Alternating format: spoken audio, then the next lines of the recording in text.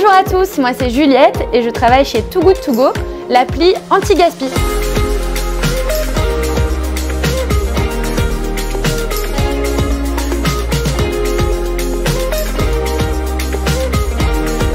Je m'occupe de travailler avec les écoles. J'ai notamment créé un programme pour les écoles primaires qui s'appelle Mon école anti-gaspi. Du coup, j'adore travailler avec les enfants et j'ai reçu toutes vos questions, elles sont super et j'ai hâte d'y répondre. Allez, c'est parti pour la première question. L'application a été créée depuis quand? Alors l'application a été créée en 2016 par notre fondatrice qui s'appelle Lucie. Combien de personnes travaillent pour Too Good To Go? Alors en France, on est 140 employés et dans le monde, on est présent dans 18 pays et donc ça fait un total de 1300 employés. Bonjour, je m'appelle Kylian. La question est, pourquoi avez-vous créé cette application? Comment vous est venue cette idée? On a créé cette application parce que c'était surtout en réaction face aux chiffres du gaspillage alimentaire. Parce qu'il y a un tiers de la nourriture produite qui est jetée dans le monde, donc c'est complètement absurde. De plus, en 2016, c'était la bonne année parce qu'il y a une loi anti-gaspillage qui est sortie, qui s'appelle la loi Garot, qui obligeait les restaurants, les supermarchés à mettre en place des actions pour moins gaspiller. Sauf qu'ils n'avaient pas forcément d'actions très simples et très concrètes pour le faire. Et donc c'est pour ça qu'on a développé cette application qui leur permet de revendre leurs invendus de manière très simple en quelques clics sur l'application. Combien de paniers ont été sauvés depuis 2016? Alors depuis 2016 en France, on a sauvé 37 millions de paniers. Combien de paniers sont sauvés en un an? Alors si je prends l'année 2021, en tout, on a sauvé 13 millions de paniers. Bonjour, je m'appelle Enzo. Ma question est, pourquoi avez-vous appelé l'application Too Good To Go? Alors, on l'a appelé Too Good To Go parce qu'en anglais, ça veut dire trop bon pour être jeté. Et donc, c'est exactement ce qu'on voulait dire. Quand la nourriture est encore consommable, elle est encore bonne et c'est trop dommage de la jeter. Est-ce que c'est vous qui démarchez les commerces ou est-ce que c'est les commerces qui viennent vers vous? C'est les deux.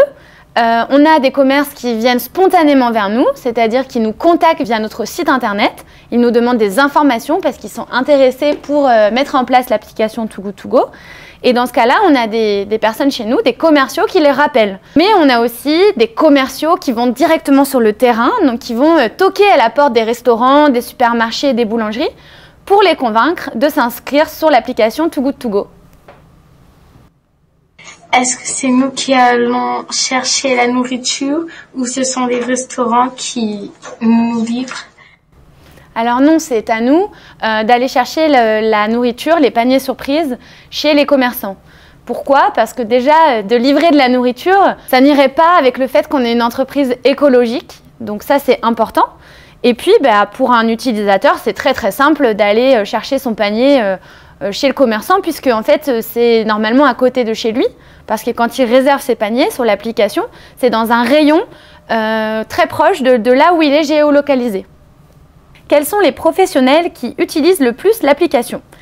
Alors, on a de tout en termes de commerce alimentaire, on est juste sur de l'alimentaire, mais les commerces qui sont les plus représentés sur l'application, ce sont les boulangeries en premier, et ensuite en deuxième, les supermarchés. Pourquoi on jette les produits dans les magasins quand la date est encore bonne? Alors il faut savoir que maintenant, c'est quand même très rare que les supermarchés jettent de la nourriture quand la date est encore bonne. C'était le cas il y a plusieurs années parce qu'il y avait ce qu'on appelle des chartes fraîcheur. Donc c'est-à-dire que les supermarchés voulaient garantir des produits ultra frais pour leurs consommateurs et donc jeter parfois des produits même 10 jours avant la date. Aujourd'hui, c'est plus tellement le cas parce que les supermarchés, notamment à cause de la loi Garot qui oblige les supermarchés à avoir des solutions, les supermarchés mettent en place plein de solutions, que ça soit le don aux associations ou de passer par des applications comme Too Good To Go. Pourquoi les restaurants ne donnent pas les restes aux pauvres? Les restaurants et les supermarchés donnent aussi aux associations et heureusement d'ailleurs. Et pour nous, chez Too Good To Go, c'est très important de travailler en collaboration avec les associations. Sauf qu'il faut savoir que les supermarchés ou les restaurants ne peuvent pas toujours donner aux associations. Pourquoi? Déjà parce qu'il y a des questions d'ordre juridique.